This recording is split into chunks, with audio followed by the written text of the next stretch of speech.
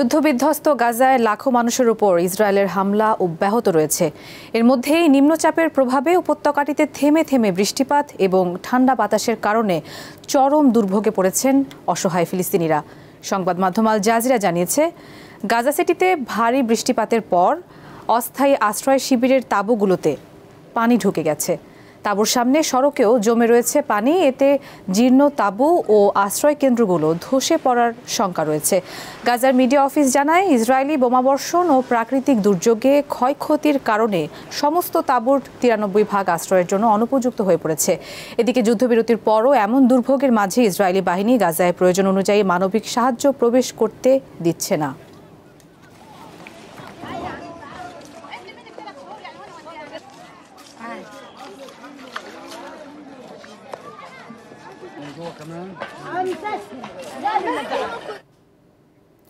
ভারত নিয়ন্ত্রিত জম্মু কাশ্মীরের একটি থানায় জব্দ করে রাখা বিস্ফোরক থেকে ভয়াবহ বিস্ফোরণের ঘটনা ঘটেছে। এতে অন্তত 9 জন নিহত এবং 29 জন আহত হয়েছেন। শনিবার গভীর রাতে শ্রীনগরের নোগাম থানায় এই বিস্ফোরণ ঘটে। নিহতদের বেশিরভাগই পুলিশ সদস্য এবং ফরেনসিক দলের কর্মকর্তা। তারা এই থানায় মজুত রাখা বিস্ফোরকগুলো পরীক্ষা নিরীক্ষা করছিলেন। শ্রীনগর প্রশাসনের 2 কর্মকর্তাও বিস্ফোরণে প্রাণ হারান। এনডিটিভি জানিয়েছে, থানার পুলিশ সদস্যরা এই এলাকায় সশস্ত্র গোষ্ঠী জয়সি মোহাম্মদের পোস্টার লাগানোর বিষয়টি নিয়ে তদন্ত করছিল। পোস্টারের সূত্র ধরে ব্যাপক বিস্ফোরক উদ্ধার করা হয়। এরপর সেগুলো মজুত করা হয়।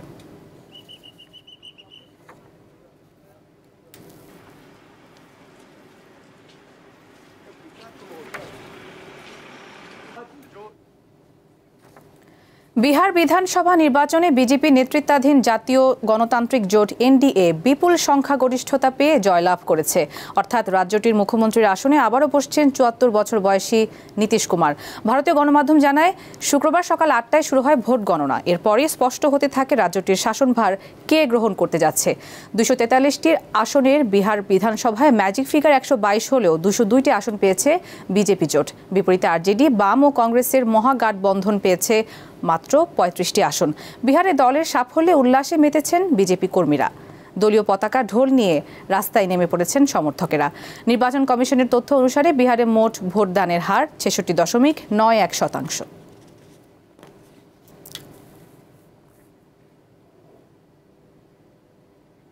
দক্ষিণ ভারতের কর্ণাটক রাজ্যে প্রথমবারের মতো কর্মজীবী নারীদের জন্য বেতনভুক্ত মাসিককালীন ছুটি আনুষ্ঠানিকভাবে চালু করা হয়েছে। বিবিসি জানায়, রাজ্যটির নতুন নীতিমালার অধীনে সরকারি ও বেসরকারি সংস্থায় কর্মরত 18 থেকে 52 বছর বয়সী নারীরা প্রতি মাসে একদিন মাসিক ছুটি নিতে পারবেন। ছুটি পেতে কোনো মেডিকেল সার্টিফিকেটেরও প্রয়োজন হবে না। তবে এই ছুটি না নিয়ে পরবর্তী মাসের জন্য জমি রাখা যাবে না। এই নীতিমালায় আনুষ্ঠানিকভাবে রাজ্যটির 3,50,000 থেকে 4 লাখ নারী অন্তর্ভুক্ত হয়েছে। তবে বিবিসি জানিয়েছে, এই সংখ্যা রাজ্যটির কর্মজীবী নারীদের তুলনায় অনেক কম। রাজ্যটিতে আনুমানিক 60 লাখ কর্মজীবী নারী রয়েছে, যারা গৃহকর্মী, দৈনিক মজুরি শ্রমিক এবং অনানুষ্ঠানিক খাতে কাজ করে। ভারতের বিহার ও ওড়িশার মতো কিছু রাজ্য সীমিত মাসিক ছুটি প্রদান করে। এছাড়া কেরালা বিশ্ববিদ্যালয় এবং শিল্প প্রশিক্ষণ ইনস্টিটিউটের নারী কর্মীদের জন্যও এই সুবিধা রয়েছে। বিশ্বের বেশ কিছু দেশে ইন্টারনেট স্বাধীনতার অবনতি ঘটলেও এগিয়েছে বাংলাদেশ। গবেষণা প্রতিষ্ঠান ফ্রিডম হাউসের প্রকাশিত ফ্রিডম অন দ্য নেট 2025 প্রতিবেদনে এ তথ্য বলা হয়েছে। এই প্রতিবেদন অনুযায়ী বিশ্বজুড়ে ইন্টারনেট স্বাধীনতার ক্ষেত্রে বাংলাদেশের স্কোর 100-এর মধ্যে 45, যা গত বছর ছিল 40।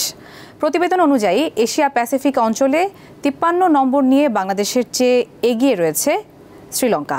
এছাড়া 51 নম্বর পেয়েছে ভারত ও 48 নম্বর পেয়েছে ইন্দোনেশিয়া। ওয়াশিংটন ভিত্তিক ফ্রিডম হাউসের প্রতিবেদনে বিশ্বের 72টি দেশের ইন্টারনেট স্বাধীনতার চিত্র তুলে ধরা হয়। এতে বলা হয়েছে, 27টি দেশের পরিস্থিতির অবনতি ঘটেছে আর 17টি দেশ সামগ্রিকভাবে ভালো করেছে। 2024 সালের জুন থেকে চলতি বছরের মে পর্যন্ত তথ্য বিবেচনা করেছে ফ্রিডম হাউস।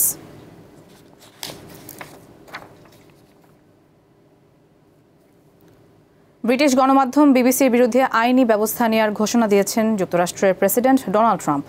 ক্ষমা চাইলেও বিবিসির প্রতি কোনো নমনীয়তা দেখাতে নারাজ মার্কিন প্রেসিডেন্ট। এর আগে প্যানোরামা অনুষ্ঠানে বক্তব্য ভুলভাবে সম্পাদনা করার অভিযোগে বিবিসিকে চিঠি পাঠান ট্রাম্প। এরপর বিবিসি ক্ষমা চাইলেও ক্ষতিপূরণ দিতে অস্বীকৃতি জানায়। এর জবাবে ট্রাম্প জানান, আগামী সপ্তাহের যে কোনো সময়ে বিবিসির বিরুদ্ধে $1 থেকে $5 বিলিয়ন মামলা করা হবে। এ বিষয়ে ব্রিটিশ প্রধানমন্ত্রী কিয়ার স্টারমারের সঙ্গে কথা বলবেন বলেও উল্লেখ করেন ট্রাম্প। 2021 সালের 6 জানুয়ারি বিবিসি একটি প্রামাণ্যচিত্রে ডোনাল্ড ট্রাম্পের বক্তৃতা এমনভাবে সম্পাদনা করেছিল যে এতে মনে হচ্ছিল ট্রাম্প সহিংসতার আহ্বান জানাচ্ছেন। বিষয়টি প্রকাশ্যে আসার পর বিবিসির মহাপরিচালক টিম ডেভি ও সংবাদ বিভাগের প্রধান ডেবোরা টার্নেস পদত্যাগ করেন।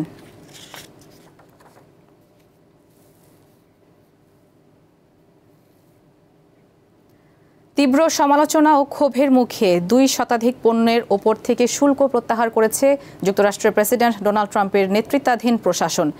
বিবিসি জানিয়েছে, বৃহস্পতিবার এ সংক্রান্ত একটি আদেশে সই করেন প্রেসিডেন্ট ট্রাম্প এবং এরই মধ্যে সেই আদেশ দেশ জুড়ে কার্যকর হয়েছে।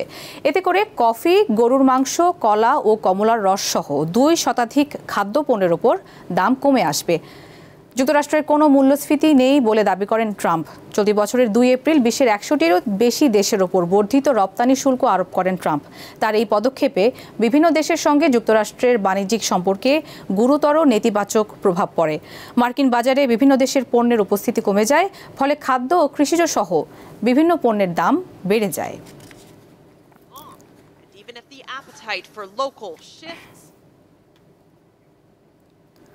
মানুষ বিভিন্ন প্রাণী পুষতে ভালোবাসেন এবং এসব প্রাণীর কাছাকাছি থাকতে পছন্দ করেন। এভাবে বিভিন্ন প্রাণী ও মানুষের মাঝে এক ধরনের বন্ধন গড়ে ওঠে। তেমনি মানুষের সাথে বন্ধুত্ব গড়ে উঠেছে এক বাদুড়ের। আদরের পোষা প্রাণীর মতোই একটি বাদুড়কে লালন পালন করছেন ফিলিপাইনের এক শিক্ষক।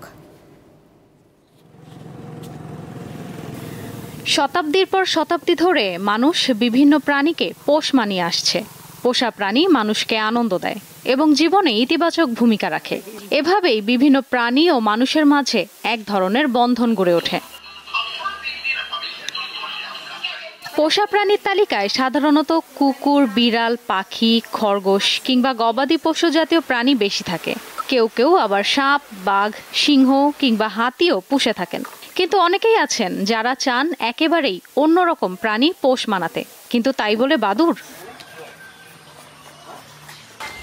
ফিলিপাইনের শিক্ষক এমিলের সাথে অদ্ভুত বন্ধন গড়ে উঠেছে এক বাদুড়ের। আদরের পোষা প্রাণীর মতোই একটি বাদুড়কে লালন পালন করছেন তিনি। ফিলিপাইনের উত্তর মিন্দানাও অঞ্চলের মিসামিস অক্সিডেন্টাল প্রদেশে পরিবারসহ বসবাস করেন শিক্ষক এমিল। একদিন বাসার ছাদে আহত অবস্থায় ছোট্ট একটি বাদুড়কে দেখতে পান তিনি। বাসায় নিয়ে এসে সেবা করে সুস্থ করে তোলেন। সেই থেকে শুরু তাদের বন্ধুত্ব। নাম রেখেছেন কেরু। আমরা কেরুর সাথে খুব ঘনিষ্ঠ, কারণ সে ছোটবেলা থেকেই আমাদের সাথে আছে। আমরা তাকে আমাদের সন্তান হিসেবেই বিবেচনা করি। আমরা তার খুব যত্ন নিই। বাইরে থাকলে আমি তাকে ফোন করি এবং বাসায় এলে সে আমার কাছে উড়ে আসে।